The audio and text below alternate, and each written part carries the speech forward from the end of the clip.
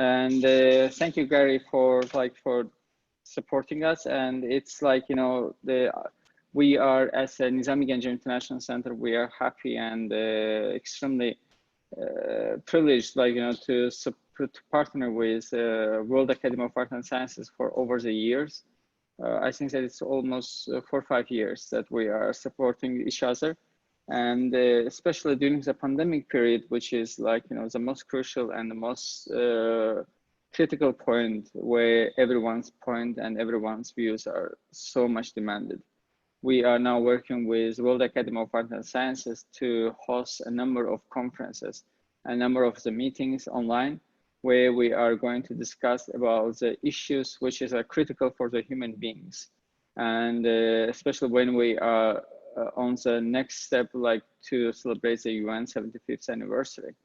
And that's why we are now, next step is with Garry and with Mila, we are hosting one-day event on global employment challenge, and the next day event is on food security. Now, Garry, here you go. Thank you, Roshan. It's a great pleasure to be working with you and Nizami Ganjabi International Center again. And I want to thank our panelists, expert panelists, for joining us for this meeting.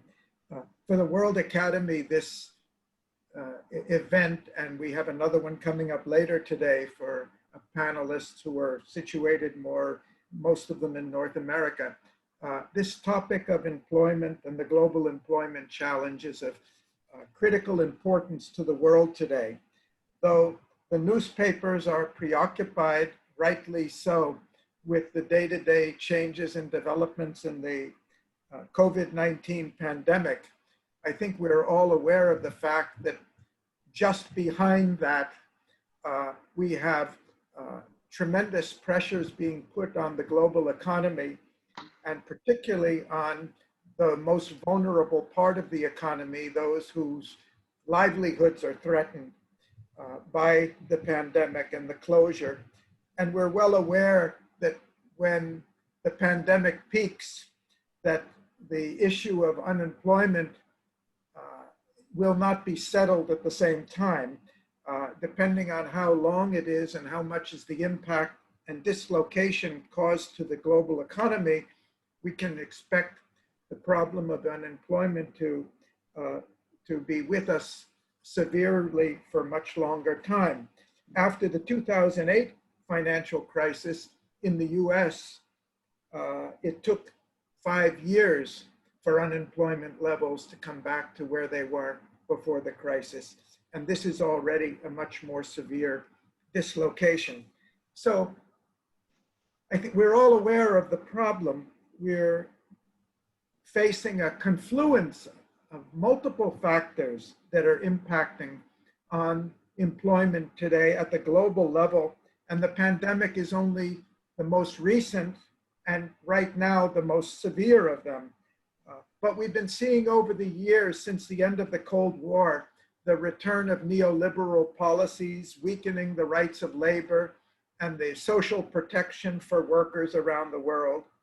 We've had the globalization that's taken place in the last 30 years, creating international wage competition, which has had major impact on employment in OECD countries. We have the fourth industrial revolution, which according to the projections anyway, is going to pose us serious employment challenges in the future. And right in recent times, even before the pandemic, we've had the surging return of competitive nationalism with regard to economy, especially started between US and China. So we've got our hands full. The world has its hands full in terms of addressing this issue. It's not the first time there have been fears and major concerns about unemployment, but certainly this is one of the most challenging and complex of those. The figures are hard to rely on today because it's changing so rapidly, and employment tends to be accurately reported way after the fact, especially in countries like India, where I'm based right now, where 90% of the employment's in the informal sector, it's only guesswork to know what the impacts are for a long time. But we know the problem is not just limited to the unemployed or the youth who are unable to get jobs, but for those who are whose jobs have become insecure, the casual labor, and for those who have given up seeking jobs altogether, so the total employment rate comes down. There are renewed calls to raise the issue of employment up to the peak level and address it at the national level in different countries around the world. In the US, the pressure of the Democratic Party for a Green New Deal. In Europe, the Green Deal. India already has the largest employment guarantee program in the world, which has been operating for about 15 years, but will be grossly inadequate to handle the problem as it is today. So our purpose in gathering this wonderful group of experts today are to explore what the options are, what the possibilities are. I think it's clear to all of us that the context for this is not just jobs for individuals, but the stability of the society. That in the event of large-scale unemployment for a prolonged period of time, crime rates go up, social instability comes. We already see a political polarization in democracies in different countries, a turn to the right, or even a quest for authoritarianism to safeguard our borders against floods of immigrants. So this issue is not just for the job seeker, and this issue is not just an economic issue, it's a political, it's a social issue, it's an issue of social stability. One of the issues that we'd like to explore in our discussions is what is the status of employment? What is the right of individuals to employment? Way back in the middle of World War II, President Franklin D. Roosevelt proposed creating a second Bill of Rights, an economic Bill of Rights, in which the first of those Bill of Rights would be the right to employment.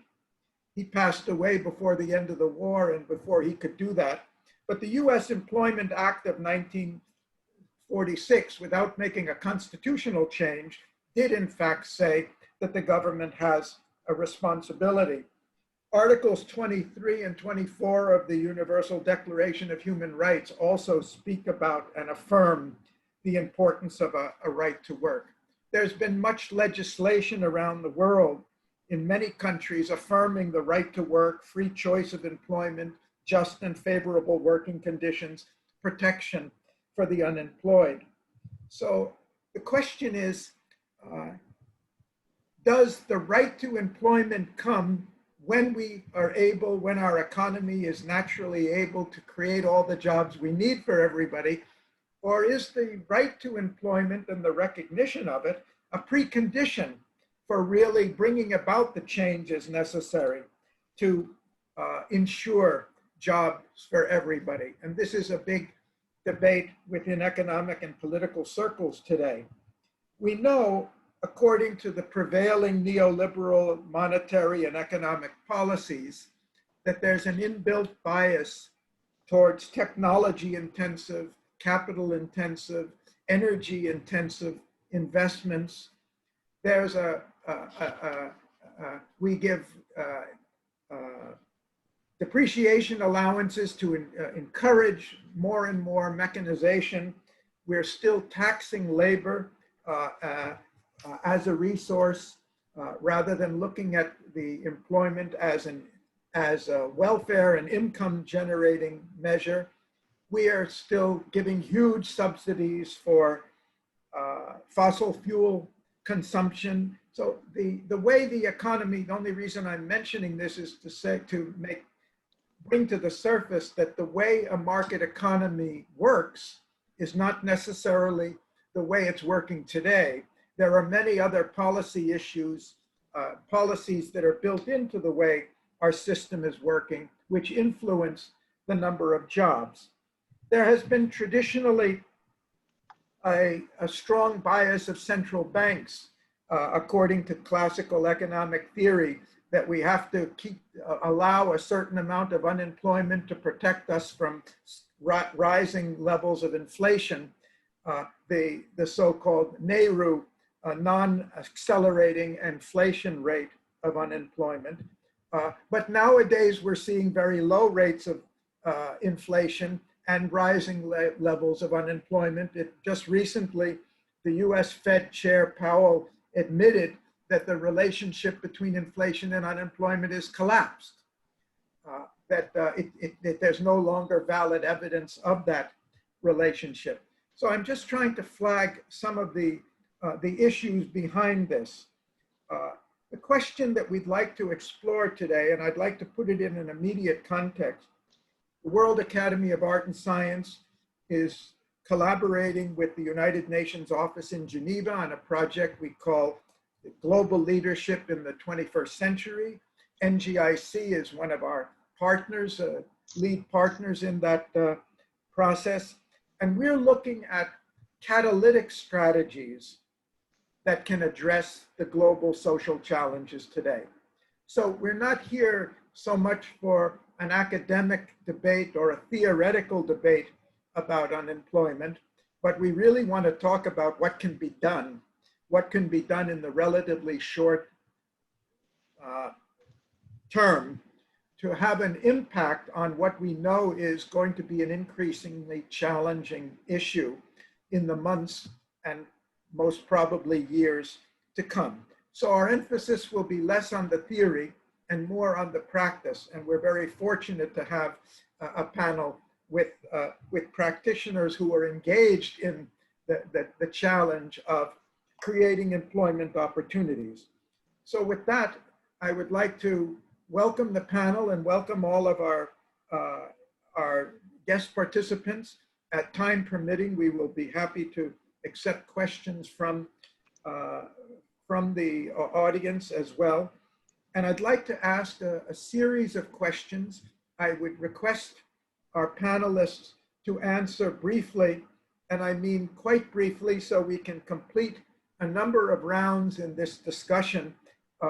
For the first round, I'd ask you to take 3 or 4 minutes for a question and answer, and 1 more minute to tell us something more about yourself than we know from the agenda.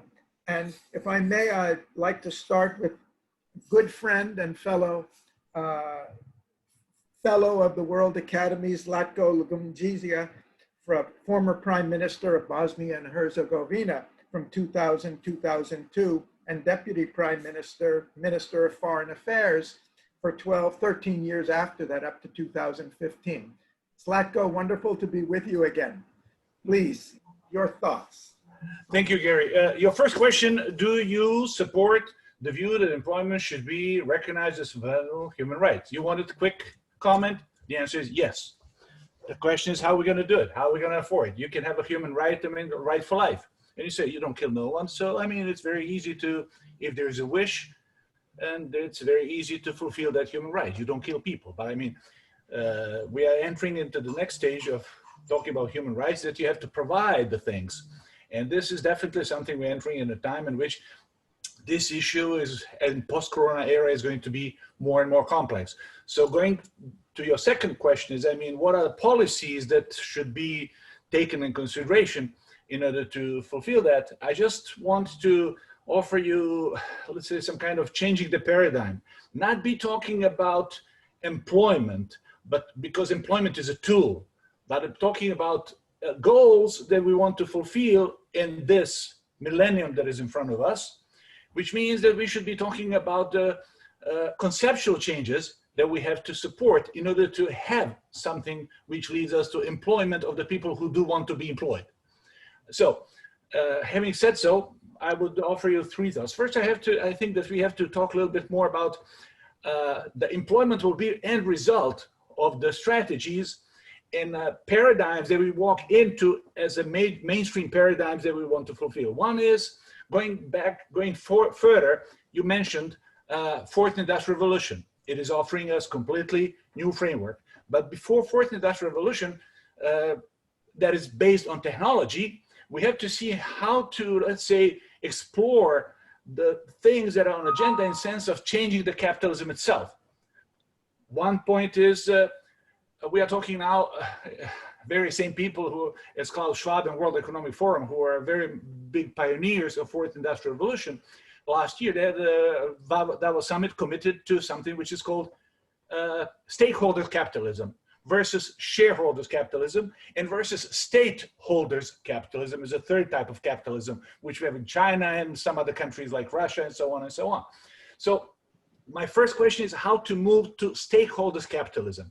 Is it one of the answers? That's one point, conceptual thing. Secondly, I was last week I was participating in one very interesting debate, one conference called United Nations 2045 Initiative, which is actually, we had an agenda, our topic, our discussion like this, conference like this under UN umbrella.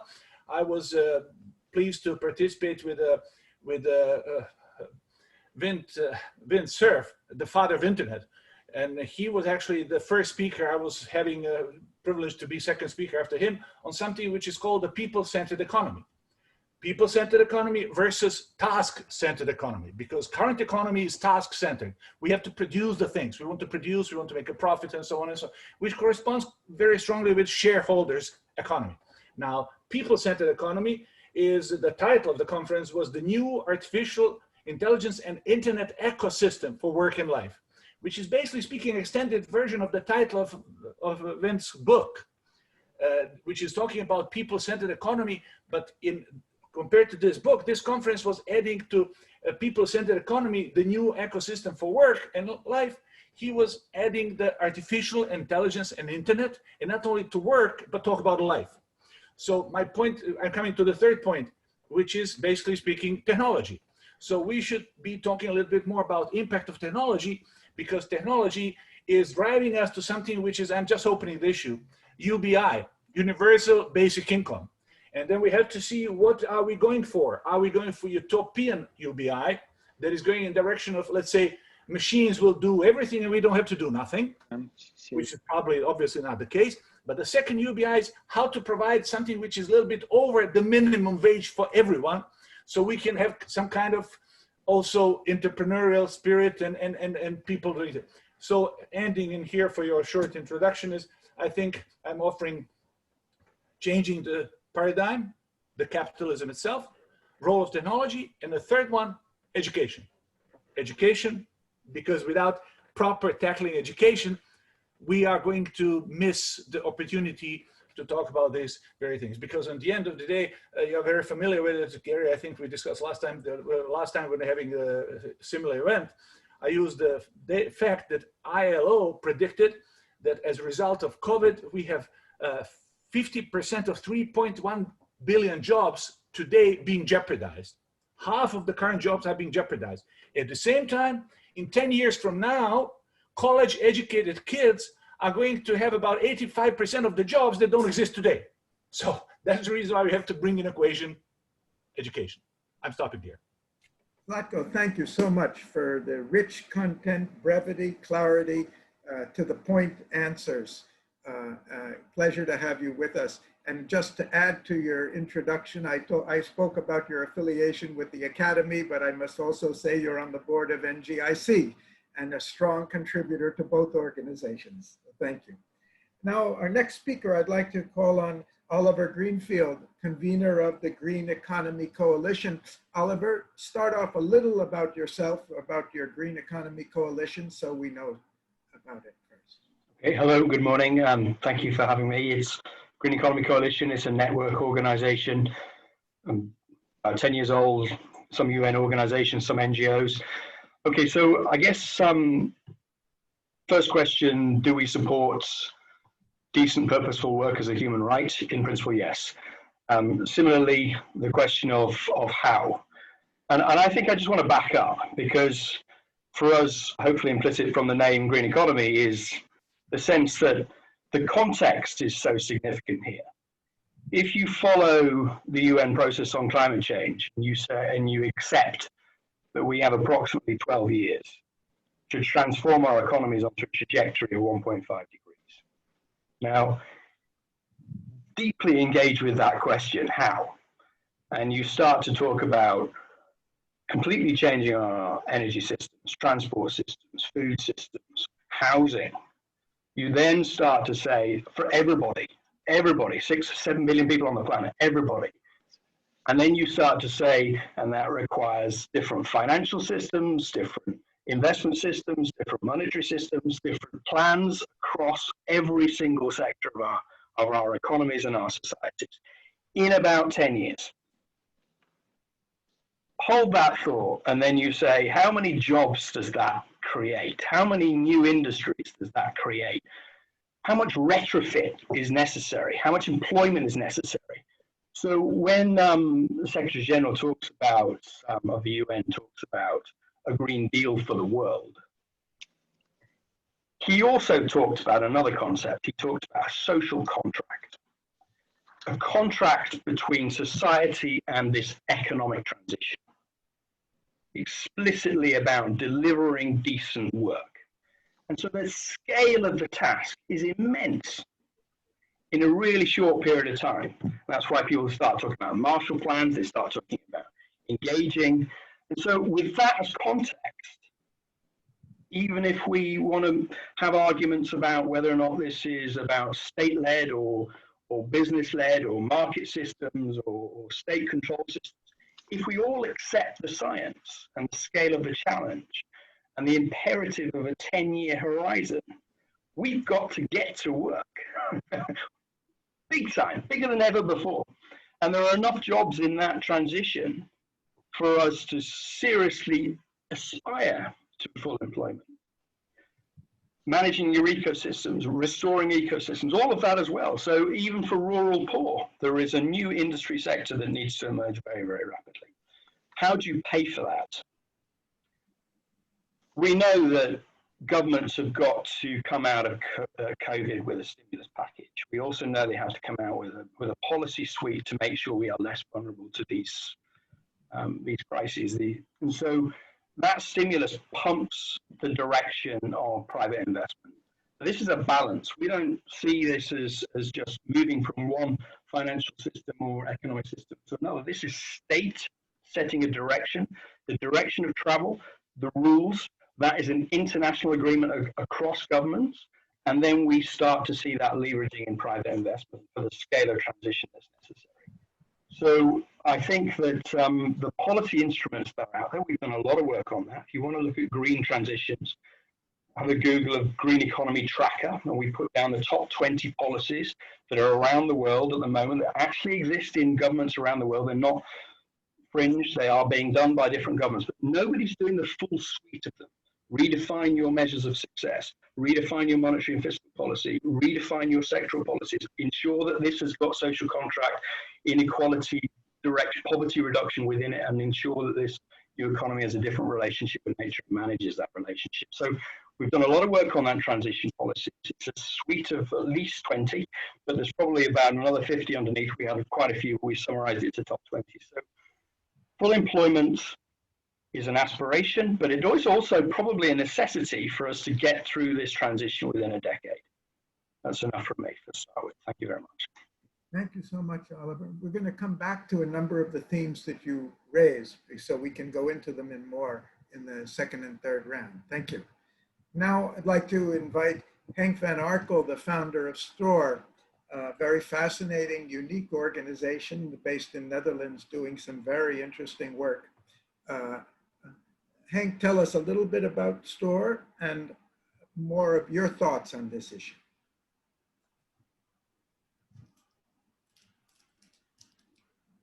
You're unmute, please. You're still muted, Henk.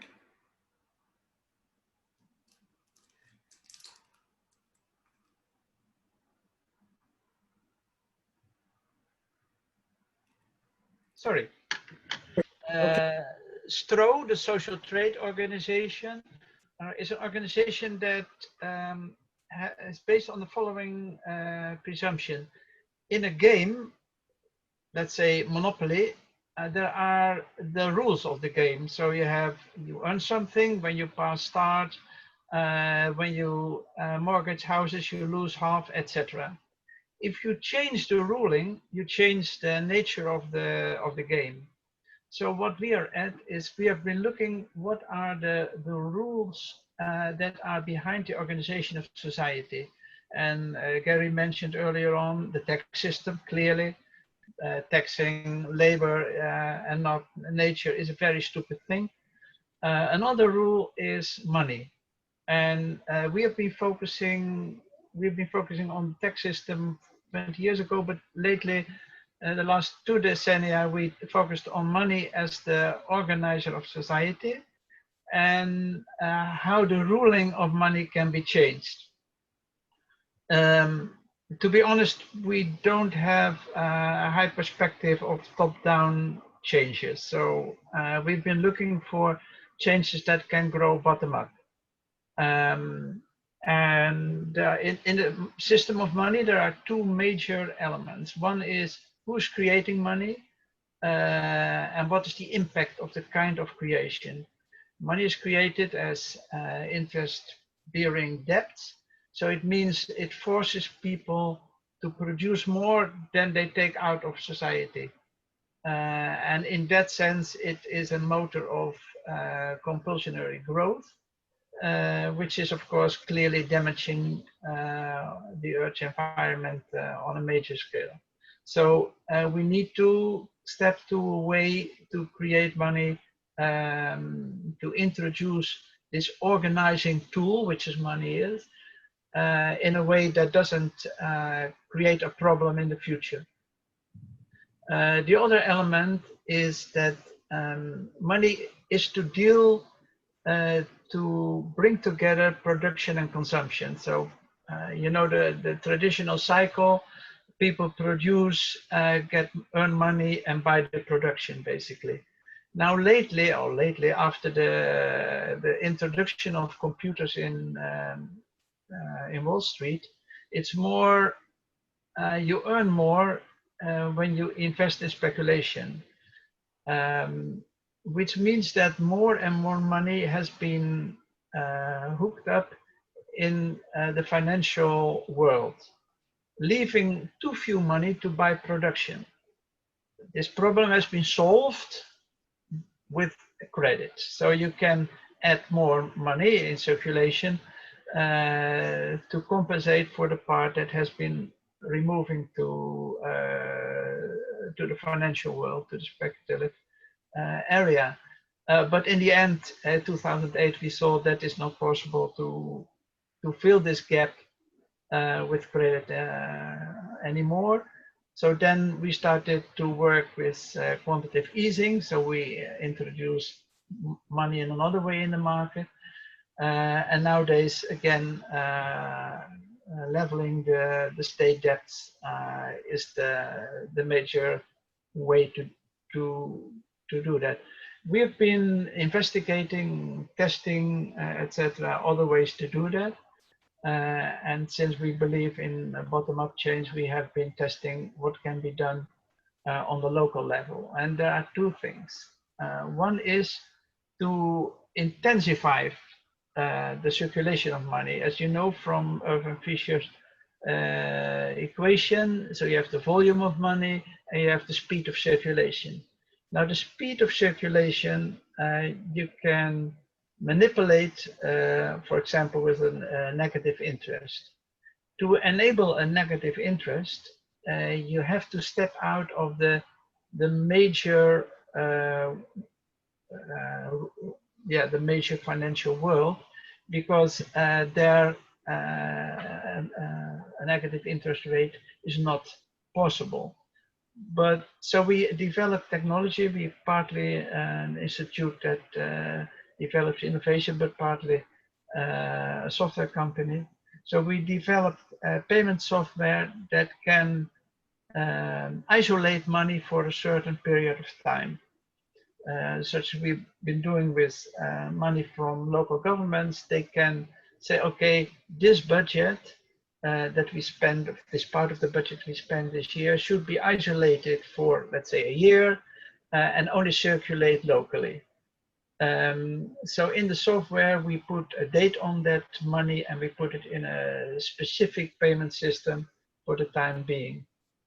This enables the introduction of a negative interest rate, which introduces the option to increase the speed of circulation. The result is that local opportunities grow because local businesses meet a lot of local consumers who can only spend locally. So it means you have a switch to the kind of production that can be done local and is for local consumption. So for example, you can deliver people to go to a restaurant 3 times a week instead of flying to a holiday. So it's, you are changing preferences in that way. The other element is the creation of money. We developed a new way to do that, in which the supply chain cooperates with the person who needs, or the company that needs a loan. And only if the supply chain has spare capacity, it will support this loan, because it will not be in their interest if they have full capacity served. So it's also an instrument to create employment when it's needed, without the risk of inflation. So that's what we are doing nowadays.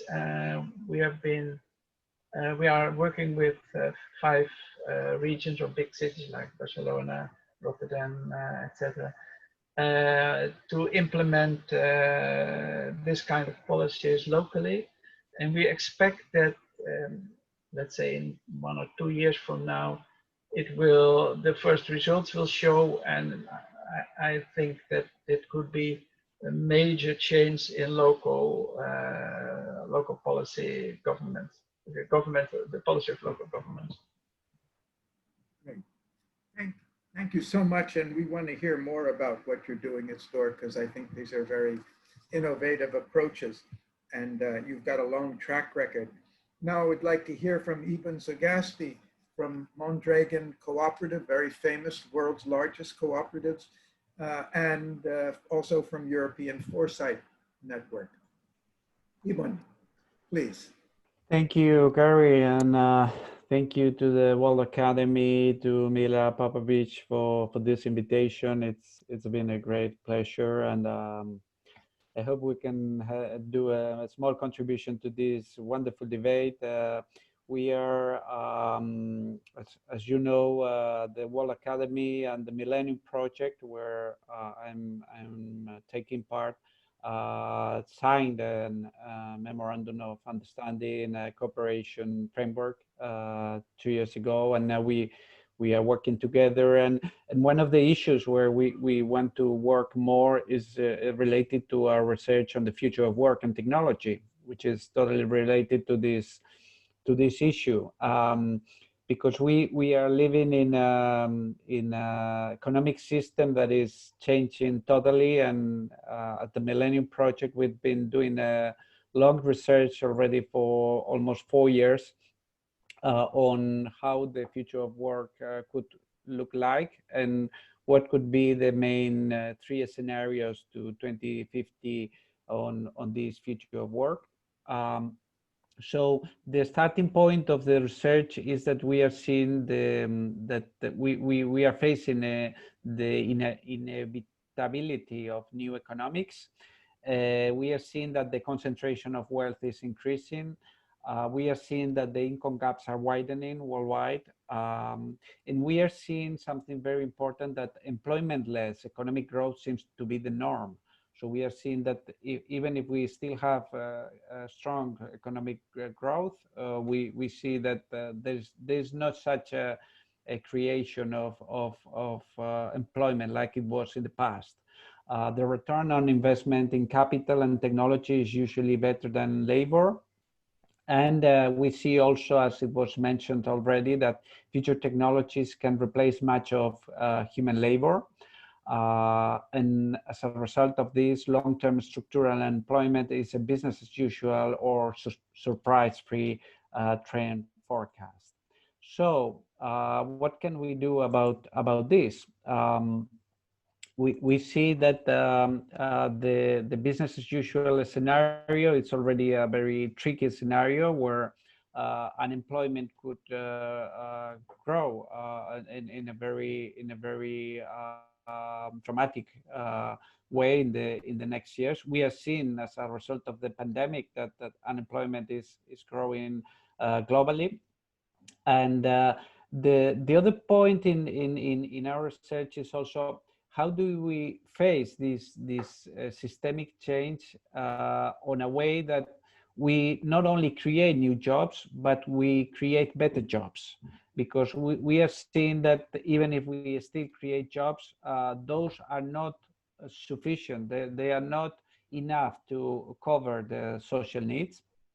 So there I come to my other hat, let's say, to my work at the Mondragon Cooperative Corporation. As it was mentioned, this cooperative group was created in the mid-50s in the last century. It's a very large industrial cooperative group with a turnover of around 13 billion euros and more than 80,000 people working in industrial, retail, knowledge, and financial areas and activities. And we are showing that through this social economy and social enterprise examples, we can create jobs and at the same time improve working conditions. So if we compare, for instance, the Gini index in a region, in the Basque region in the north of Spain, we have a Gini index similar to Sweden, to Scandinavia in general, but with fiscal pressure, with a tax level much lower than in Scandinavia in general. And if we research what are the reasons behind, we can see that social economy, cooperatives, and social enterprise is part of the reason for that, because we see that the income is distributed in the origin. So it's not in the traditional way where we create an income, we create wealth, and we distribute the wealth through taxes. That's needed, that's essential. But we also are acting in the origin, where we, for instance, in the Mondragon Cooperative Corporation, with 80,000 employees or members, we see that income gaps are the wage gaps are 1 to 6. This you cannot find any other example in the world of a corporation with this size that has such a salary gap of 1 to 6 from the person that is earning less to the president of the corporation. And then we are also using economic democracy as a whole. In this cooperative corporation, we use the system of one worker, one vote. So there is, when decisions are done through a very complex but effective system, we use those principles when we are managing the whole business. And of course, we know that we have to be competitive, because there is no other way to be alive, to be a sustainable business in time. So to finish, two key factors, and especially important for these new economic systems, are in our thinking, that we still need to reinforce our approach to education, especially to lifelong learning in this new technological change. And we also need to adapt that technology change to our business approach. So we need to make that technological change an opportunity, not a threat. and rethink all our business activities to adapt it to this technological change in this fourth industrial revolution.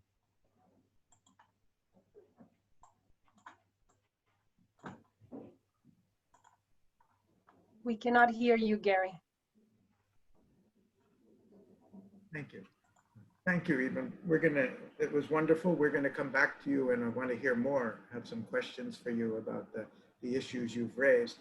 And our last speaker to be introduced, Mila Popovich, who's chairman of the nominations committee of the World Academy on the executive committee of the Academy. Mila, share your thoughts, please. Thank you so much. First and most importantly, Roshan, thank you so much for gathering us, for your leadership. Also, many thank yous to the Yunus Center for supporting this partnership. And I'm also speaking as a head of research and development for our global leadership in the 21st century, of which Garry spoke, and it's wonderful to be able to connect you all.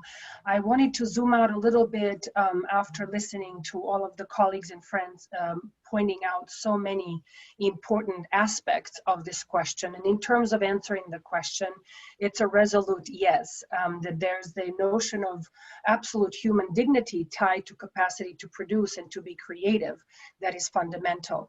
The paradox from that zoom out perspective that I am seeing, and I think Zlatko pointed that out early, that this is the question of political economy. This is the question of the relationship between economics and governance. And in so many ways, what I've noticed is that the politicians, very often like us academicians, are belated actors in the sense that we are seeing all over the world economic distress, climate change, pandemic. We are seeing, most importantly, social activation in the streets.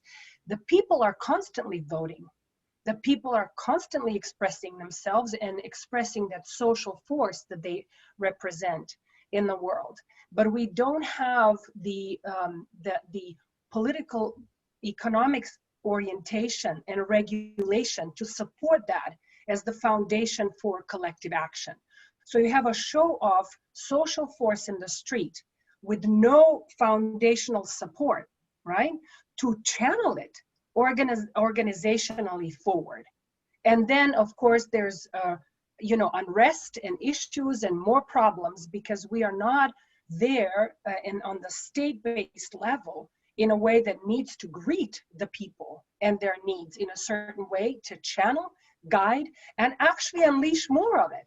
Instead, what we typically see is a political stance that tends to suppress that voice, which is completely counterproductive for the state, the people, and long-term political economy. So our entire social process of calling and responding is dysfunctional. And on top of that, from the zoom out perspective, we are working with this biosocial and biocultural conflict, as a colleague of mine recently called it in the writing that we've done on cultural issues. So we have a very harmful dominance-based model that's not working long-term, neither for politicians, nor for people, nor for the economy, nor long-term development.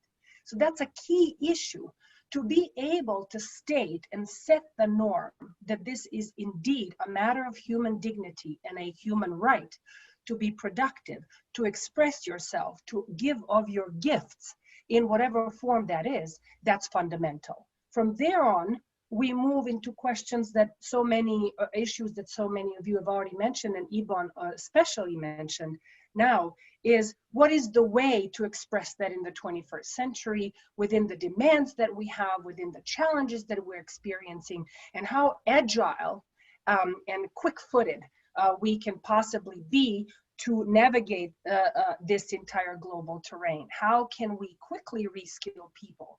We know that the knowledge is there. We are seeing the rise of what is called micro-universities that are certificate-based, that have very technical orientation to reskill people to understand how they can be reintroduced into economic flows under different circumstances. So I'm just going to zoom out quickly, and maybe another point I want to add. First of all, we do not want to be belated actors, because we know that the priorities of the people are already being voiced. And we need to have the capacity to, in the terms of economic setup, in the terms of governance, respond to that. And the other aspect is to actually look at the current picture. We have a very uneven, as we already know, relief. The landscape in terms of jobs, employment, and opportunity is very uneven all over the world. And you have anywhere from pockets of youth that is completely locked in, no jobs, no opportunities, no future, and waste of tremendous human potential. You have elderly that are in need of support. You have people that are already in a very agile way reskilling, doing 2-3 jobs and being super extended. And then you also have that prime force, people in their 30s, 40s, 50s, 60s, on whom the greatest burden, even on the generational, is, but they're blocked up in a cubicle-like way of performing the same job. And that's what Ibon was saying. What are the new conditions, better conditions for reskilling, re-employing, right? And re-engaging that human creativity. What are the ways in which we can possibly connect different demographics? What are the possibilities? And I guess that's my call to Ibon as well, because we speak and think a lot together in the Millennium Project. What are the new ways of connecting in a collaborative way? Patches and this relief that have not been connected productively before. What are the ways in this crisis can be a perfect way to connect education with social purpose? Because it makes no sense anymore to educate without social purpose, and not to immediately show people how to apply themselves towards global challenges. So what are the ways in which crises are exactly the opportunities to employ the unemployed youth, which I see in Montenegro, extraordinary brilliance. And they are on the patios of cafes. They don't see the politico-economic structure that can sustain even their own initiatives. So that's just some of the challenges, and I can add some more later. But I think we have a great opportunity to do this, and it's not going to be nation-based. And that's the challenge we're seeing in our project with the UN, that the multilateralism itself has to be redefined as planetary, and the stakeholders, as Oliver, I think you were speaking about that, are going to be completely different. Mila, thank you so much. And you did zoom out and you put this whole issue of employment not in the context only of the workers and economy and living standards, but as a social issue, as a political issue, as an educational issue. You really put it in its wider context where it belongs, and that's where we have to deal with it. So that positioning was really excellent. Thank you. Garry. Yes. I would like also to comment, what Mila said. Last week we just jointly with Zlatko and you signed the joint letter with Gordon Brown to around 300 former leaders and scientists and Nobel laureates to the world leaders. And it appears that with the COVID-19, over than 400 million children is going to be out of the education, which is going to be an impact to 1 billion students and 1 billion children, which is not going to have an education or food security, because most of the children are based, even in the super powerful countries like United States of America, they are depending on the meals, daily paid meals at the universities or schools. And that's going to create a lot of problems. That's the issue that we are facing really big problem on employment, but also on educational base, because education system, we are talking, but we have to take also into consideration that most of the countries, they are not in capacity to provide computers, technology to the students or to the children, and families, are they not in capacity to do that? To provide the computers and technologies that they can start educating. And that's creating a huge gap, because the person who is living in United Kingdom and person who is living in Nigeria is not the same. And the income and the access and the capacity is going to be a really big, difficult problem. And another more issue, will be grateful if everyone is going to stick to the time. Well, okay. Thank you, Roshan, and thank you for re-underlining the importance of the educational issue, not only for the present generation of workforce, but for the future generation, which we're trying to prepare under the double challenge of we don't know what the jobs are or what the skills they need. And now we don't even have the delivery system to reach so many children because of the dislocations of the pandemic. So we really see this, these issues are inseparable from one another. The political, economic, social, educational, technological, cultural dimensions are all tied together. And we're not used to handling problems of this complexity in a very effective way. That's what we're challenged with today. As Mila said, it's a challenge that's an opportunity if we can get the right chemistry. And that's what we're looking for with our 20 partners, 20 or more partners in this project with the UN.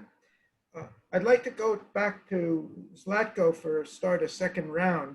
I have a couple of things in mind for as we go through. Zlatko, you talked about the shift to stakeholder capitalism. It's very important. It's already beginning, we see in the thinking. Policy is necessary to really support that and make it happen as well. The shift to a people-centered economy, which you also mentioned, Bennett Cerf's idea. I'd like to try to get us down to, you have vast experience on the political side, apart from being a mathematician, what do you see from the policy side is necessary or doable to support these type of transitions? And not just ultimately, but how do we get started? You know, if you were in the political leadership today that you were before, where would you start to try to create the policy environment to support this? And that's a big question in itself, but I'm just putting it there because you started talking about costs of jobs and all, even in your opening remarks. We have two colleagues who will be in the next panel who have done a lot of work in the US on the costs, not only of creating jobs, but the costs of not creating them. And most of the research substantiates the view that the cost of unemployment in the US are actually higher than the cost of creating jobs and paying people to work, when you take into account the deterioration in health, the loss of labor skills, the crime rates, the drug addiction, the psychological problems, the prison judicial costs, and so forth. But it comes back to the question of how do we fund making these changes? So you choose where you want to focus in the time available. Because I want to hear from you where you think you can make the most contribution. But please go ahead. First unmute, right? Good. Well, thank you, Garry. I think that one thing I learned from being in political arena, and one thing I confirmed while not being in political arena and watching people as decision makers, is that people who are leaders, who are in serious positions on state, national level, or multilateral institutions, or whatever, they do make decisions based on two facts. First one is their vision, their program, their idea, and because they got mandate to do something. And that's one thing. And everyone does that. But basically speaking, you do not have let's say, that luxury to spend your time in making your ideas to make being alive. Sometimes even more of the time, you are committing to the things that you have to commit, because because the real life actually brought you in a certain arena. Having said so, since most of those, let's say, we are talking about democratically elected people, of course, even in non-democratically, non-so-democratic systems, there are internal dynamics that is going on in order to get up higher. So everyone is, especially in democratic countries, leaders are making their moves based on the pressure from their constituency, from the bottom up. So having said so, I think that it is very important in this time that we are living now, in this time where the things are going to be never again. We live the same. We entered, we all remember, Garry, when we entered third millennium, we thought that was the time, well, the end of the history. And then 9/11 came, and then we said, wow, we are living in a completely new world. So after a year walking into the third millennium, we got into the new era again because of September 11th. That changed everything, all global multilateralism, structures, everything. So what we are doing today is, today we are entering the third era in the last 2 decades, which is post-corona era. So nothing is going to be the same. What I'm trying to say is that the people who are on the top of the decision-making trees, pyramids, they do function, especially in times like this, looking for something that will be of help to them to survive and go through the pressure from the bottom up. So that's where I see the people like us, a lot of people in different areas, in business, in government, governments, in NGOs, in academic community. Is in one of our exercises with NGIC, someone said that we are entering a time in which we have to create some kind of alliance of like-minded people or like-minded entities, and then push strongly in direction with our thoughts, with our refined ideas, to make a pressure on the people who are making decisions. So that's the reason why I think that there is every voice counts. I mean, and we can make our voices and being heard if we have right agendas, if we have right projects, if we have a clear picture of what do we want. If we are able to refine in some kind of, relatively simply encapsulated big ideas. Because people on the top, you don't talk to them what to do, how to do it, in what time frame. You're convincing them by telling them why they should do something. And we are entering in a time in which we have to find completely new answers for the questions, because they're new questions. You cannot sort out the problems that we are dealing with the old mechanisms. So people on the top, they understand that. They understand that we are entering into, most of them have no clue what to do, they don't commit, they will not say that. But I mean, no one today knows where we're heading to. So if we are articulate enough, if we can give them why, if we can give them proper why they should do this. And that's the reason why I'm trying to enter from that perspective of education, redefining capitalism and technologies, because these things can help them to go through their why in sense of problems that they're having to. So I think that it is, as far as I'm concerned, it is very, and I'm trying to be in a different place, and what the NGIC is doing, and what World Academy of Art and Science is doing, especially what we are doing together, for example, and putting in people who are meeting for the first time in a setting like this. I mean, we are probably along we have some common denominator of being alliance of like-minded people who think that something should be done, the new things, the new formulas have to be offered. So this is the reason why I think, that's the reason why I'm talking about employment as a tool for something that we want to do. We should not, politicians will not be happy with telling them, I'll give you an answer how to make full employment. That's not what they're interested in. So employment is a tool for something else. And I mean, we have in here people who are, I think that we have to use this environment to push again Agenda 2030, to go again, as someone mentioned, I mean, Secretary General talking about global Green Deal. We have European Green Deal as well.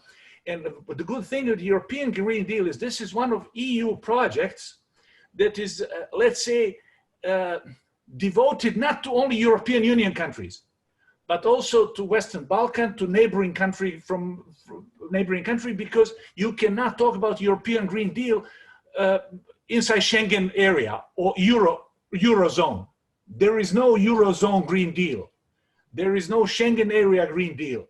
The Green Deal has to be bigger. And that's the reason why we have to tackle these things. I mean, to show that, go back to the sustainability, go back to green, go to green world, and go in a world that is inclusive, that is a world of dignity, and employment is about dignity. So this is why we are, that's the way how we can, I think, move the top decision makers, and how we can also move. There's big power of, let's say, small and medium-sized enterprises in business community, because today more than 50% of employment in the world is coming from SMEs. So if we can give some kind of why to these people, that this approach that we had, because this is enormous. There's 90% of businesses are SMEs with 50% of employment. And European Investment Bank made a projection that let's say in about next 10 years, we need 600 million new jobs to cover the growing global force. Having in mind that we'll keep the jobs that we have, which is not the case, obviously. So and 7 out of those 10 jobs will go to small and medium-sized enterprises. Then we go back to the question of innovation, technologies, and so on and so on. And so that's the reason why I like that Vint approach, people-centered economy, very much, because it is complementing with stakeholders capitalism. And if people like Michael Porter, I mean, who is the guru of strategizing and with all due respect, with big business, I mean, if he came back 5-6 years ago with talking about shared value as economic reason to do something, I mean, so we have to go, I think, in that arena a little bit more, to be advocating to decision makers, top decision makers, that the only way to proceed is to get out of the dead end street, is that we change the paradigm, that we are talking more about how to organize lives about ordinary people's needs. And that's where people-centered economy is. That's where the governance structure should be about. That's what actual employment is about. Because without having chance to be employed, if you want to, you are losing dignity. And if you're losing dignity, you're simply, I mean, and so, and of course, last point, Garry, I know I'm a little bit boring with this, but education, education, education. I'm not talking about Lenin, who was 100 years ago talking about učiti, učiti I samo učiti, learning, learning, and only learning. I'm talking about education, education is, and only education. It's something that we have to take education as a business, so to speak. Make education being not someplace where you're spending the things. Education is not like police, that you have to do it in order to function in society. Education in time that we are entering into is actually the business as well, but not business of teaching kids how to make living, but also teaching them how to live. So it's more about the character. It's not only about math and science and how to read, it's about how to live in inclusive society and thinking about the future in a different way. Zlatko, thank you very much for a very rich contribution. And I see that you were building, your comments are very complementary to what Mila has spoken, because we're really not talking about this as an economic issue. We're talking about it as a social issue. So Mila was talking about the social aspiration and the social energies getting awakened by the pressure of the circumstance. You're talking about the fact that the leaders at the top are really looking for answers, and they don't have the answers, and that networks of like-minded people coming and organizations coming together, which is what we see happening. The pressure of this situation is bringing out a lot of relationships that were not there before, is bonding people together, breaking down our boundaries, even in the NGO community, in the scientific community and all. We really are moving from this I like Mila's comment about from multilateralism to a planetary. We're really being pushed together under the pressure of this circumstance. So thanks for widening the discussion. I'd like to go back to Oliver now. And Oliver, tell us a little more. What would you do? What would you do based on the work of the Green Economy Coalition that could spell us out a little more? You don't have to give us the grand plan, but tell us, we're a captive audience.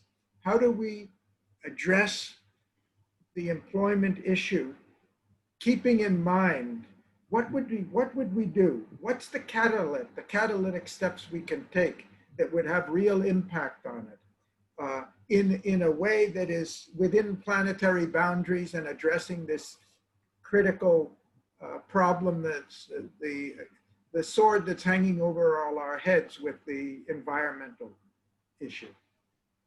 Thank you. So a good phrase came to me the other day. You know, climate change is a bit like COVID in slow motion. It creeps up on you and you start to understand your system, economic, social, political vulnerabilities. And COVID has caused the whole world to go on pause and to realize their vulnerabilities, to realize how we are dependent on global supply chains, how we are dependent on the flow of materials and goods, how we have very little resilience in our societies, in our economies, in our food. And, you know, we're always trying to find this sense that our global economy, as it's currently engineered, largely built on neoliberalism, is aspiring for more and more efficiency. And yet efficiency is very vulnerable to underlying volatility. And one thing we know from science is that we will see increasing levels of volatility in our weather patterns, in our abilities to produce, in our access to resources. And that volatility from the environment plays through into our economies and plays through into our societies. So the one lesson we should be learning from COVID is trying to not just aspire for more and more efficiency, but also aspire for more and more resilience. And when you start to grasp that, how do you define resilience? And it needs to be in our ability to look after each other in community. It needs to be on food, it needs to be on housing, it needs to be on water resilience, it needs to be on energy resilience. And that starts to create a sense of a new potential. So we have an opportunity presented by COVID. I mean, it's an appalling situation that has created horrendous impacts around the world, but it also really shakes us up and say, look, imagine this escalated by 10. Imagine this as a never-ending set of cycles of crises, interdependent crises. Take that moment and start to build back better, but build back better with more resilience, build back better with, and that explicitly on food, housing, energy, water, internet. And you start to get a sense of a new potential, and a new potential for each one of those sectors, and the retrofits and the changes that are necessary and the jobs that flow from it. So I think that what's fascinating for me is I listen to these conversations and I listen to some of the agendas out there, like the fourth industrial revolution. I reject that. I reject it because that implies that we're in this stable, that's going to define the new economy. That's an assumption of stability, but that's just another progression towards more. Digitalization will happen and it will exacerbate some of the job problems we've got. But the big defining characteristic of our next decades is the social breakdown that's going to come from environmental breakdown and economic breakdown. That's science. That's the bottom line, and that's really clear. So as soon as we grasp that, then it's about recognizing how do we become resilient, how do we become secure, how do we make sure that we are safe. And I think that what we're seeing, and Mila touched upon it, rather than say there is a fourth industrial revolution, I think what will define the next decade is the first global social revolution. First global social revolution, where people will say, and they're seeing it with the kids' movements, with the striking movements, we're seeing it from the kids. They've defined a new economic currency, which is their future. You know, that's the currency of short-term, long-term. Now, don't tell me I can't pay this back in 3 years. Tell me I've got a future beyond 15. Tell me which sectors I'm going to be working in, tell me which jobs I'm going to have. It's the youth that are defining the new social currency of my life, my future. And all of us have to aspire to raise our heads beyond this constraining short-term economic system and saying, does short-term maximization genuinely create global wisdom? Does it? No, it doesn't. It doesn't. And so raising our eyes to that horizon and looking at our children's face in the face and saying, we will leave this planet in a better place for you and your future. We guarantee that as our rights as leaders of our industries, economies, political systems. We commit to leaving this in a better place. And we have to raise our eyes to that perspective, that horizon, and start to build resilience into our economic systems. And start to build. And when we get on resilience, we also reduce the impacts. We also do something proactive about building communities, re-establishing the social contract between our youth and our leaders, and saying, we have secured your future. We are sure that we will create jobs as a consequence of that, because that transition is so massive and so urgent that it can only mean a much, much more likely full employment. Great. Thank you so much. So you've come back to the social contract and explained what you really had in mind and why it's so critical. And I love this. The first global social revolution. It's happening. And it's not the technology revolution that's really going to determine. It's what the next generation is going to accept and demand and do. And we have to be prepared for that. Thank you so much, Oliver. Henk, I'd like to come back to you.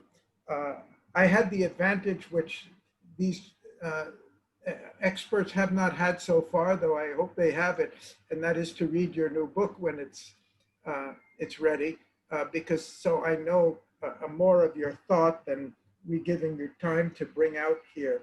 I wanted to ask you on a couple of things. You emphasized the fact that this idea of, you emphasized three, I think, important factors, that the current monetary system tends to take money out of the real economy and drain it into the higher yielding, short-term yielding, speculative economy. It also takes money out of the local economy and puts it into the high financial markets or the global economy, far away from the place where the money is created. The savings are going and drained off so they don't get reinvested back in the local economy. And you've been working at STOR on ways to keep that money in the local economy for a period of time so it circulates and encourages local production and local consumption, because we've seen this all over the world, that the rural areas or what used to be industrial areas are no longer, because the capital is driving financialization and it's taking it away from the real economy. So these are big issues, but my question to you is, I know that you're doing a lot of innovative, pioneering work in different places, in Netherlands, in South America, and places I don't know yet. But my question is, skipping some of what's done, can you tell us about a scalable model? Supposing we really want to go serious on this, and much more serious than we can go in the next 45 minutes of or half an hour of our time together. Can you see that what you've got, what you've been doing, is a scalable model that could be not taken up to the national level, but could be reproduced at the local level or the regional level on a wide basis? And another question I had when I read the last part of your book, very fascinating, about this software you've developed. I think you know very well, and some of our friends may, that in the 19th century, the US had about 6,000 currencies. Every bank, every significant bank was producing a local currency. And it was a very complex affair, managing exchange rates between 6,000 currencies of very different value and fluctuating value. But with your software, you've shown that you have a method where we could go back to local currencies.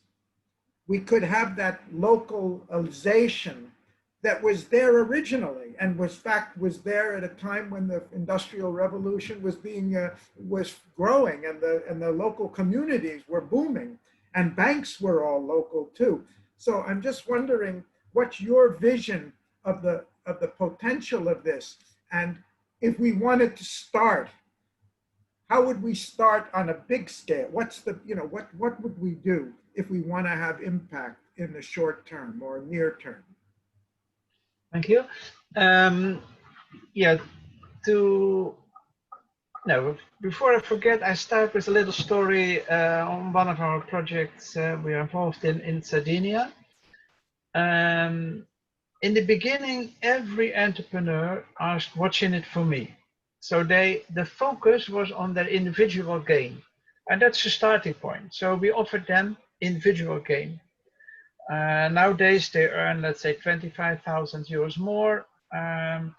But lately there was a fire in one of the companies and the insurance was not covering it.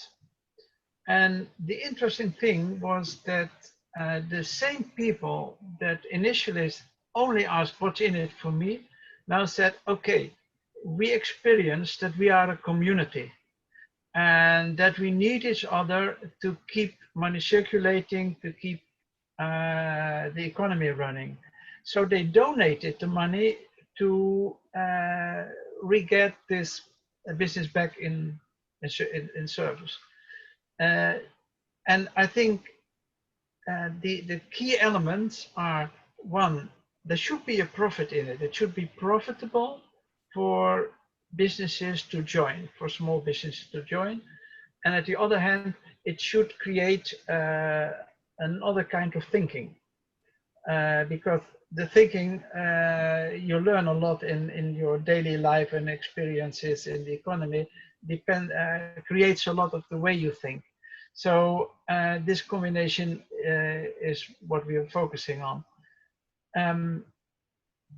Yes, after all these experiments we did and all the testing, we are now at the stage that we can work at scale. But the key element is that people should say, okay, I put my money in an environment with a different ruling. For the government, the reason is obvious, because when the local economy is doing better, they have more tax income. They're like Zlatko said, the voters will be happy. So there's a very good reason for them to put their money there. Of course, it's they fear it because it's new. So it's like in Dutch we have the saying that if one sheep starts to run, every sheep starts to run. And so what we need is a few examples. One of the examples, some of the examples would be about local governments. One of the examples could be, for example, in one country, if the migrant workers sent their money through a local system, it would increase the impact of the money enormously. It would mean jobs. It would mean that they don't have to care for another nephew because they can earn their own money. It's clear. So there are various examples that could be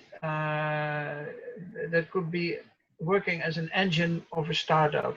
Governments, migrant workers, communities that are devoted to a certain objective, that they want to make this objective more effective.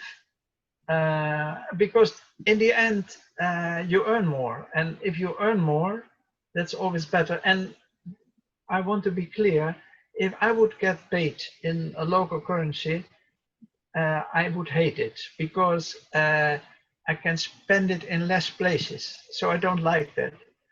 And only once you experience that you earn, let's say, 2 times more, you say, okay, but what does it matter that I cannot spend on an airplane, or I can spend it, I can do so much more.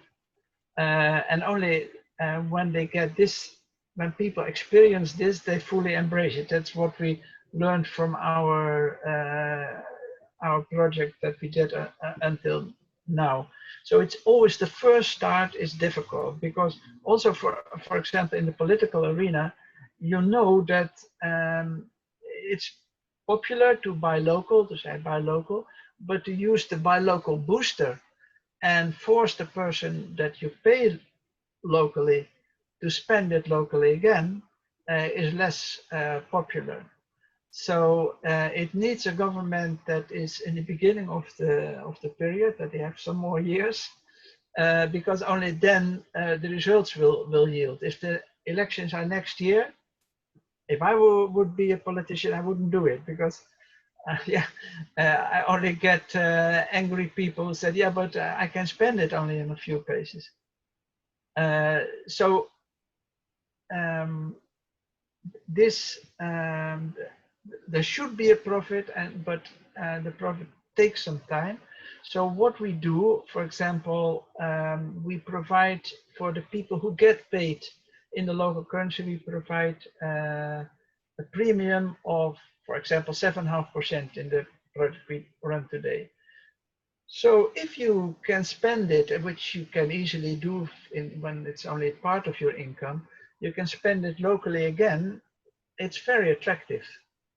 And once it's up and running, yeah, there is no way you just get the money or you don't earn the money. It's those are the choices, basically. So you choose to earn the money, even if it's not the ideal money. Now, what a depression, a big depression, you know, is related to people hoarding money, businesses not investing, governments working in austerity. So it's a shrinking availability of money. So, and same goes basically for lots of community I work with that are poor, because they live in a kind of permanent depression. For a local entrepreneur, there are very few options to sell. Money is already, for example, I know from Brazil that maybe 70% of the money of consumers is already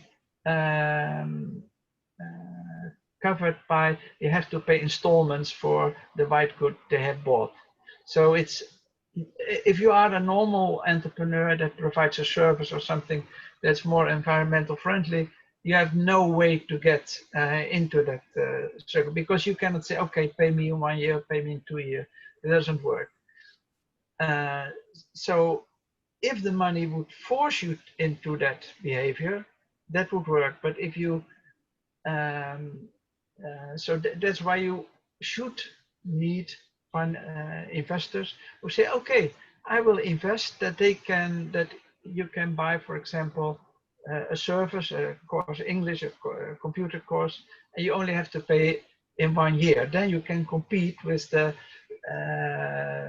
white good producers and the electronic producers in the market. Now the interesting thing is, with a negative interest, there's a very good opportunity to regain your investment. For example, the government we work now, if we work with a private investor, he will have his money back with a return on investment in 3 years. So because if you have, for example, 12% a year income from the negative interest rate, it really goes hard. So in the end, now we have an economic model that works because it's profitable for the people who put the money in this special environment that has a different regulation. It's profitable for the people who receive it because they earn more once the money returns one more time to them. So it's all kind of profitable relations, and that's what we of course have been working on over time to find a way to fix this together to make it profitable for everybody, because that's, yeah, sorry to say, we are still I'm totally with Oliver, for example, but we still need the profitability because otherwise I'm afraid we cannot move people. Thank you, Henk, and I hope that everybody has a chance to read your book in the near future when it, and learn more about what you're doing. Ibon, I know you wear multiple hats, both with the Millennium Project and with Mondragon. What can you tell us from your work that you think could be most? So I have a question for you that how far is the success of the cooperatives in Mondragon related to the culture of the area or just to the management history of this organization? There are cooperatives, of course, in many countries around the world. US itself, I think in agriculture has a pretty, is it a growing movement? Does it have potential to be much greater than it is today? Are there conditions or policies that would promote and facilitate that? Certainly you've emphasized a very important point about the salary ratio, addressing this issue of skyrocketing inequality and all, and getting people more involved. Is there something we could do policy-wise that could really effectively give a spur to this movement? Sure, good question, Garry. Because as you said, I combine these two hats where I work in the think part with think tanks like the Millennium Project and other think tanks, but also at the do tank. And we also need to provide solutions to these growing challenges. Of course, as we say in the Millennium Project, the governments have a big role. UN has a huge role on addressing global challenges, but we also need to think about research, education, university, and civil society, and the business sector, also corporate sector needs to be there with the as formerly the former speaker mentioned. Stakeholder economy. We need to think in the economy in a different way. So what we are doing, I mean, Mondragon, behind Mondragon, there is of course a big cultural issue. It was created in a very small valley in the very heart of the Basque region in the north of Spain. Very industrial area. After the civil war in Spain, it was a very difficult time where it was not a time of poverty, it was a time of hunger. And there was a Catholic priest that started the movement, not taking it into a religious issue, but into a different way to understand the economy. And especially his big awareness was on education, how to provide education and fair working conditions to workers. So that was the beginning of what we call the cooperative movement in the area. And as you said, there are thousands of different examples of cooperative movements in the world. In 2012, it was the International Year for Cooperatives, and the UN accounted around 1 billion people are related to cooperatives in the world, either if they are working in cooperatives as members, or either if they are part of a consumption cooperative or agriculture cooperative or financial cooperative. I mean, it's a huge movement. And of course, there are different approaches to it.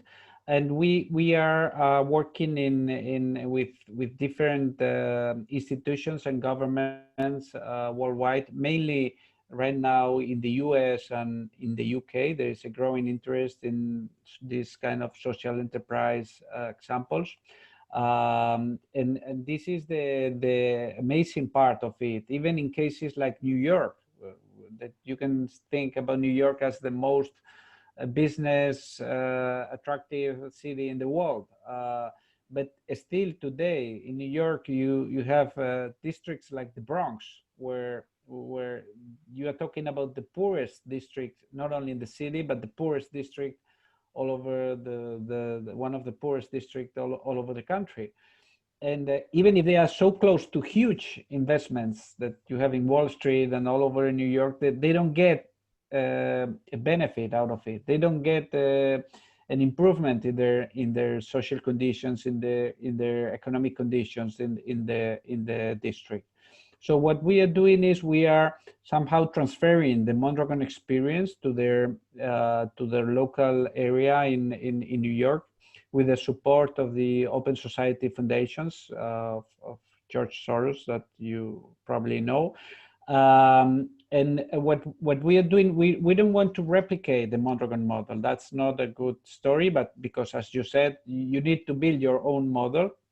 But we are helping them create their own social entrepreneurship ecosystem, so that they can create not only co-ops, but also social enterprises. Entrepreneurs can work together. We are building what we call a Bronx Innovation Factory, which is an entrepreneurship center, very much based on education and lifelong learning approach. And we want this center to be an entrepreneurship center for newer startups that have, let's say, a stakeholder economy approach. They start new businesses and new economic activities that are built on the idea of what we call team entrepreneurship. So it's not the Silicon Valley approach where you have individualistic entrepreneurship, but you have rather a more a team entrepreneurship approach where entrepreneurs are creating the new businesses in such a way. We want that to be the flagship initiative for the whole, what we call the Bronx Cooperative Development Initiative, together with the City Council of New York, and to give a new opportunity to the people, to this district where more than 1 million people live, to have a new economic system in the area. We are developing similar initiatives in Latin America, in UK, in Asia, and many parts of the world. And again, trying to learn from each other, not to replicate or transfer just the model, but adapting to the local realities, because we need local responses to global challenges. That's the key issue of this new economic system we are seeing we are seeing now, and we will see for the next decades.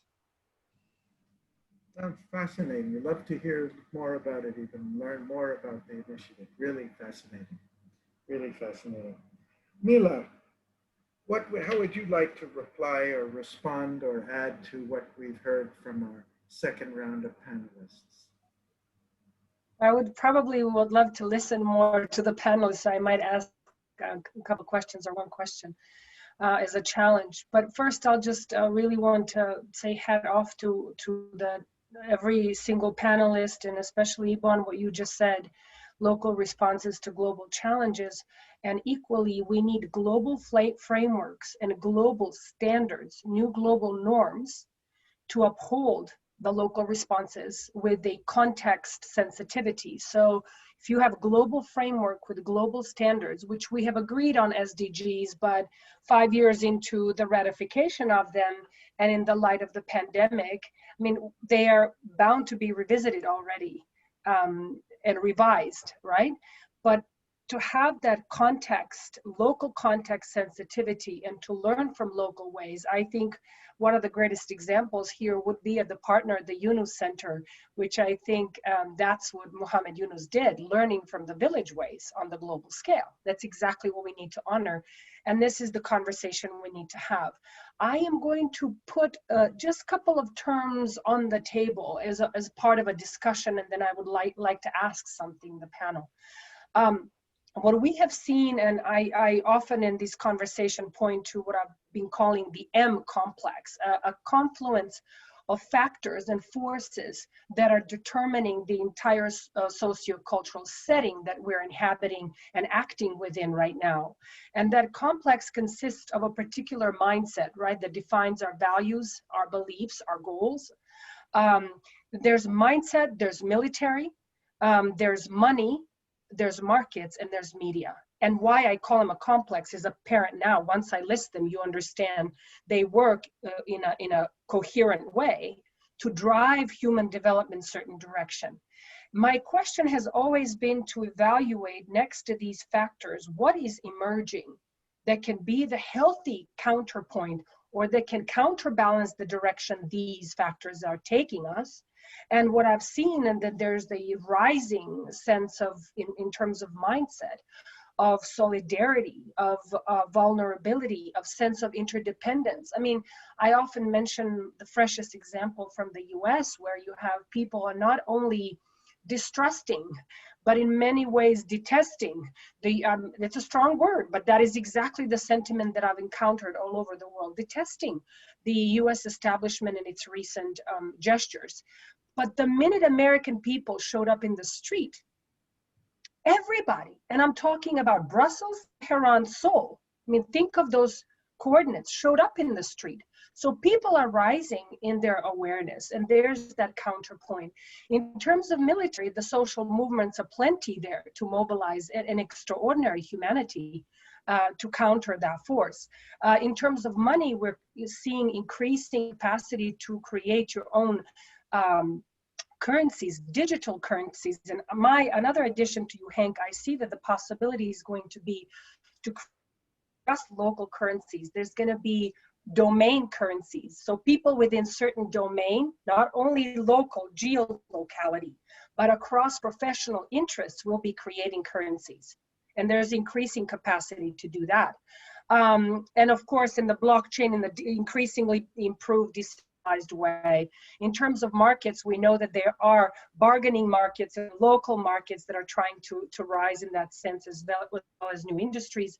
And in terms of media, we definitely need to be recapturing that. So this is on the table. And with that, and I could speak more to these and their relationship, but I just wanted to put this on the table for you to think about, for example, how to demilitarize innovation and science, amongst other questions.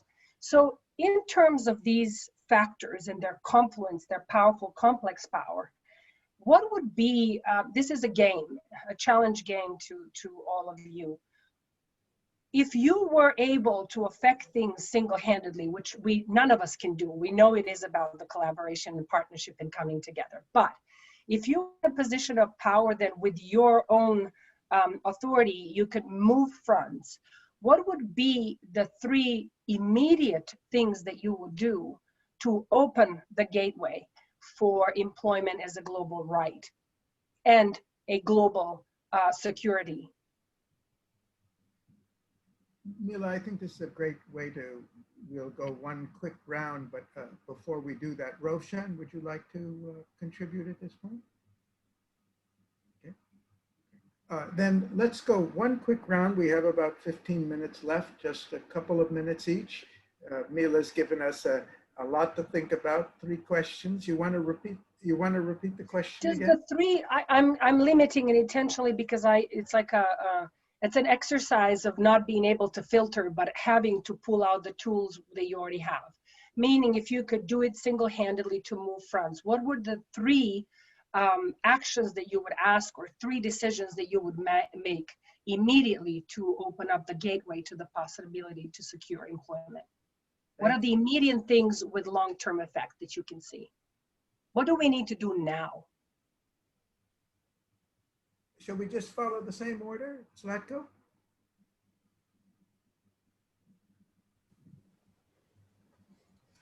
What we can do now is just start walking, right? I mean, we have to make a first step. That's what we can do now.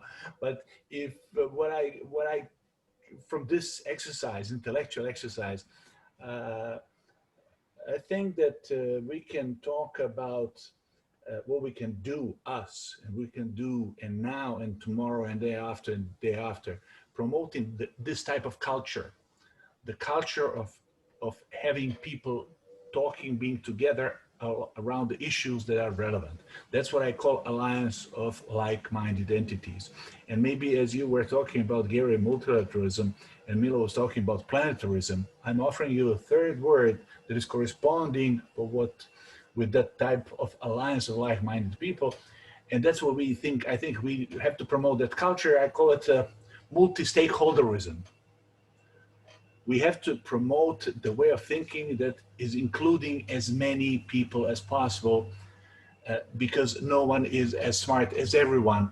We know that from long time ago. And this technology and all this clouds around us are offering us, let's say, ways and means that we are sharing our experiences, our thoughts. Of course, with too many thoughts and too many experiences, on the end of the day, you don't see nothing because there's so many things that you see, so you don't see nothing. But that's the reason why I think we should define some type of goals or values that we are standing for.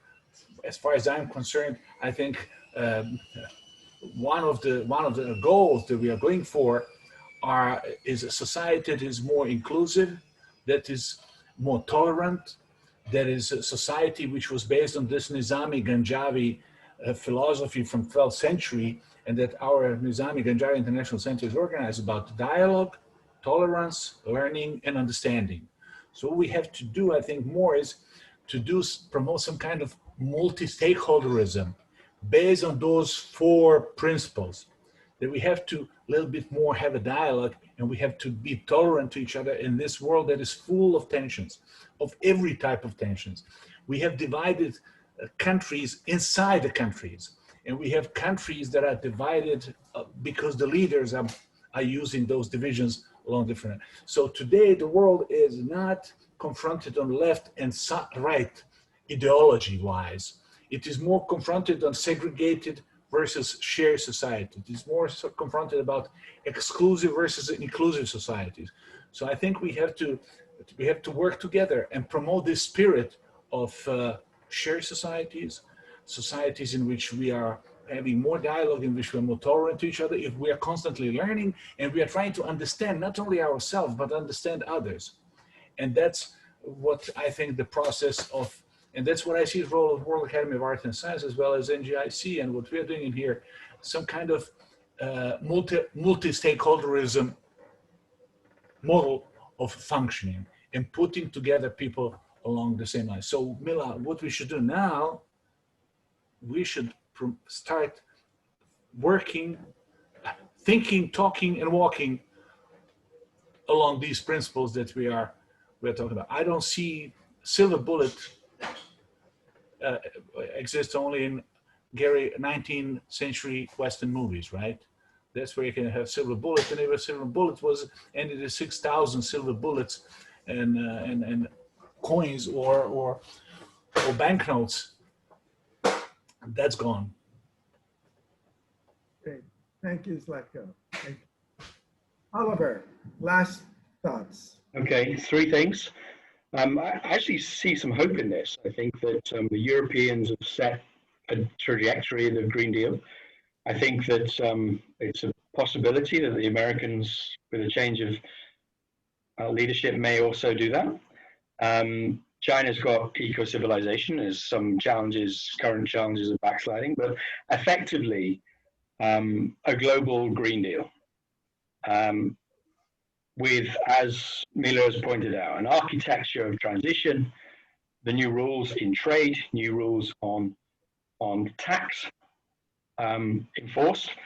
I'd like to see the money shift, so that's a public direct investment in that Green Deal.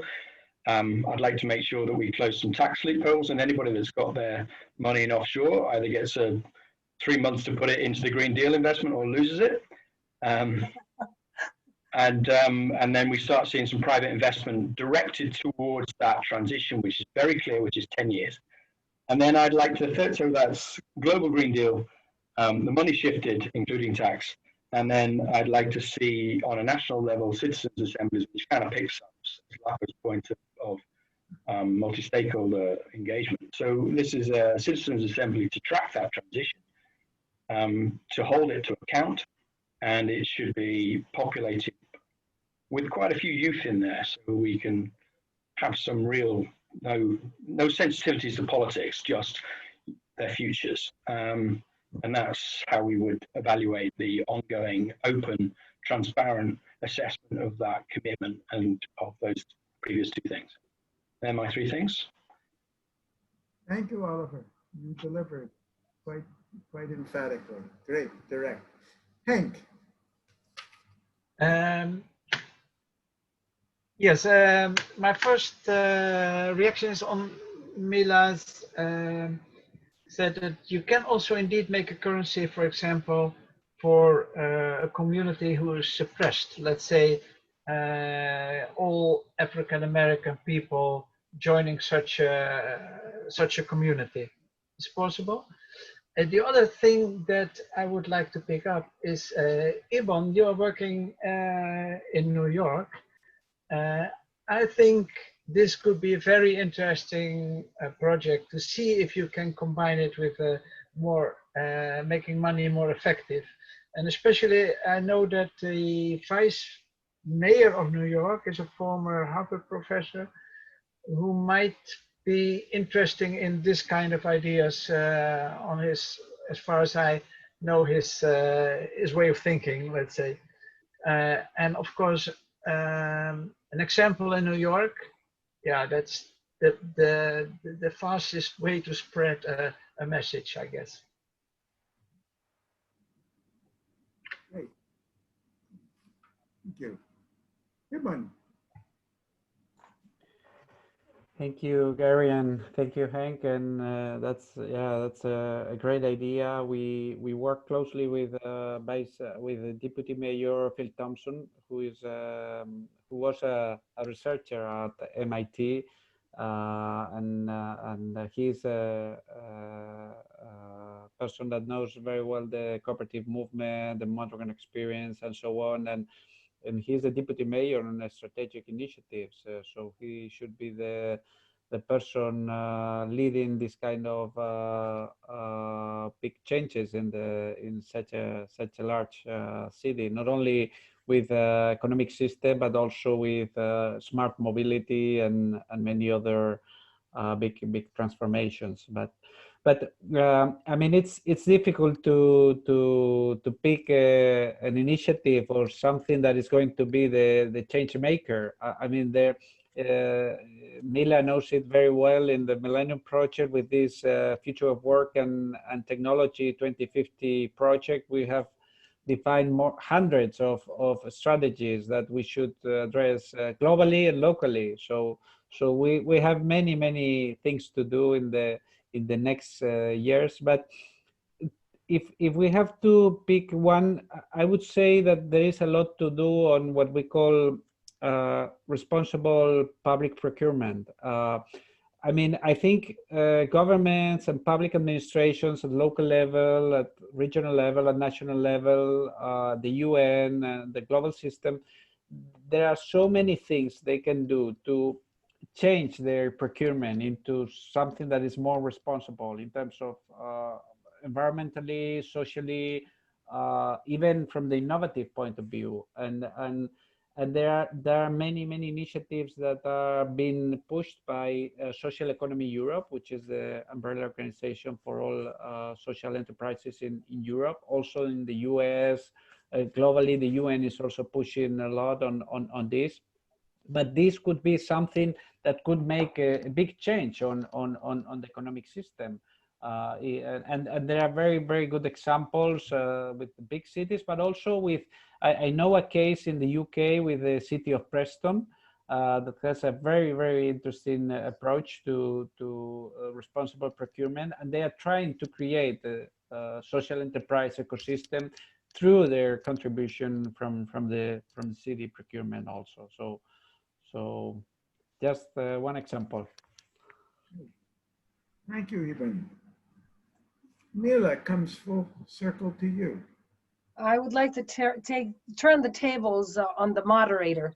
So, because I know you are all about the integral approach. So I would rather you speak about how you see moving fronts, and in so many ways you have started one grand strategy, which is the Global Leadership Project.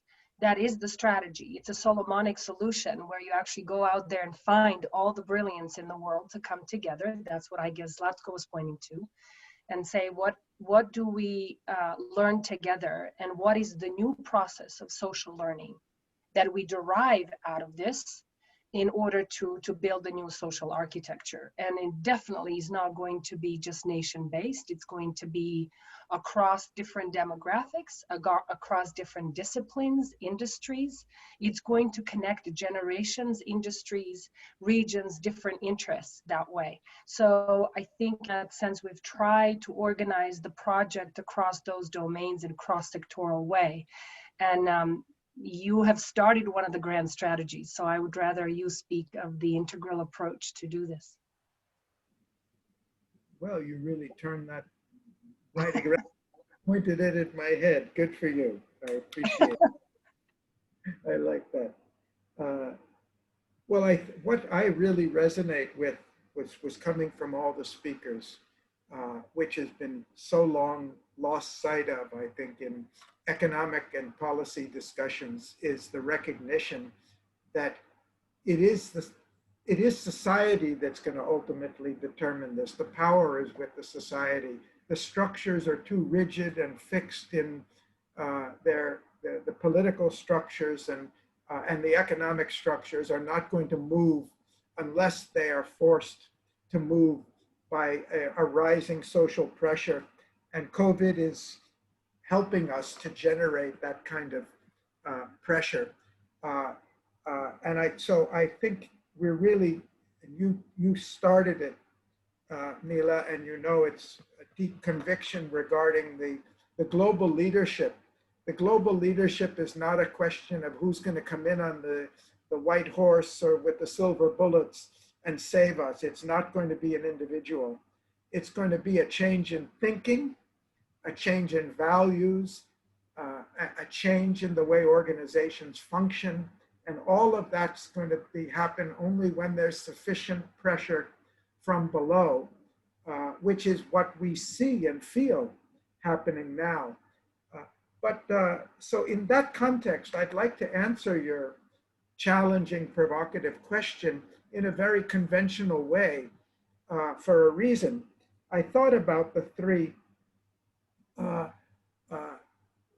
My short list for the three, even if I have the power to do it today, but my reason for suggesting them is a little different, because I think apart from, we have the social readiness, but we're really blocked now by the orthodoxy of thinking, which is still so prevalent.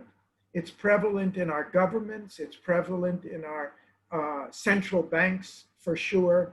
It's prevalent in the mindset of humanity, because we just don't understand what economy is. We don't understand what money is. We don't understand what we could do if we are willing to change the system.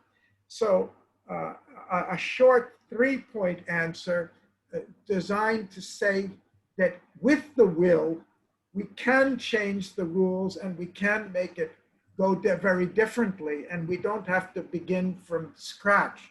And a number of those ideas have been mentioned already, but since you gave only 3, I would mention 3. Make employment a fundamental human right. Human rights always come before they're realized. I mean, after all, we banned slavery in the US in 1862, and we're still working to really make it. a right. We gave women the right to vote in the US. My grandmother was a suffragette, maybe in 1922, and we're still working for that gender equality. But the recognition of the right precedes the achieving of it. We had the Universal Declaration of Human Rights, which the governments, the signatory governments, were very clear or very careful not to give it the force of law. But it is gradually becoming force of law now. And it's even now precipitated as the 17 Sustainable Development Goals, as Jeffrey Sachs says. The real origin of those goals is the Declaration of Human Rights. Now we've got it as goals. So I'd say putting employment up there, and Zlatko is right, whether it's employment or basic minimum income or whatever, our economy has to work for people. It has to be human-centered. It's got to be civilized. It's got to be humanized. And then just to be very practical, two things which are not original to me by any means have been advocated by a lot of people, but really go to the heart of the present structure. One is a tax on speculative short-term investment. We've got about 80% of the finance in the world, and we're talking $250 trillion or something, circulating, running after its own profit tail, rather than doing what financial markets were originally intended for, which was to be supporting investments in the real economy.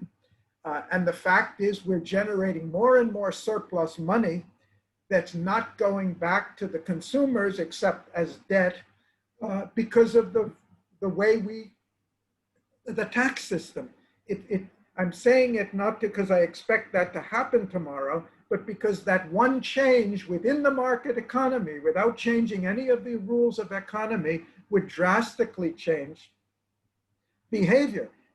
It would reduce the incentives for taking the money out of the local community and rushing to the international financial markets, from taking it out of long-term investments and putting it into short.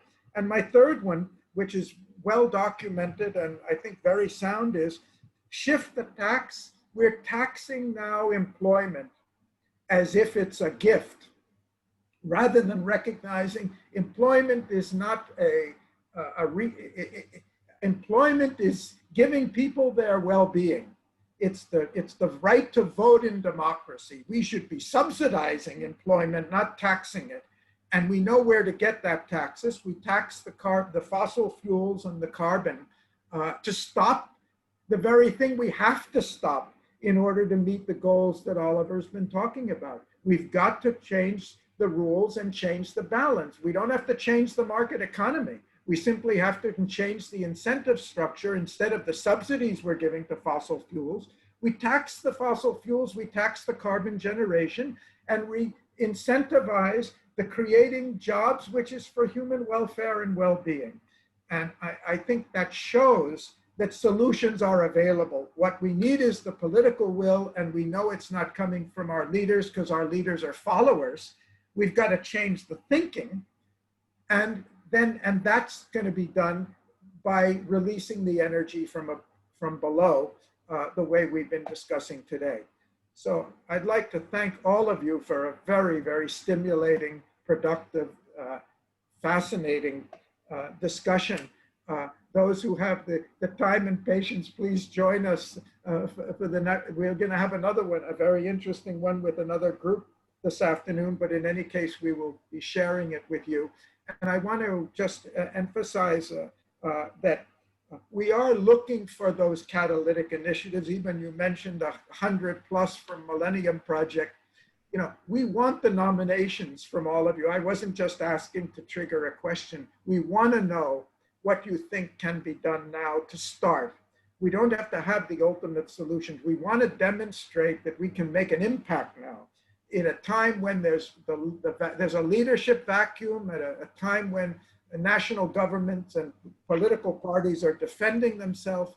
We want to show there's something that can be done now to change the rules, and that will release more energy and momentum.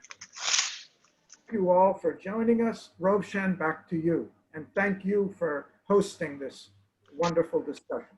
It's always a pleasure. Thank you, Prime Minister, and everyone for joining.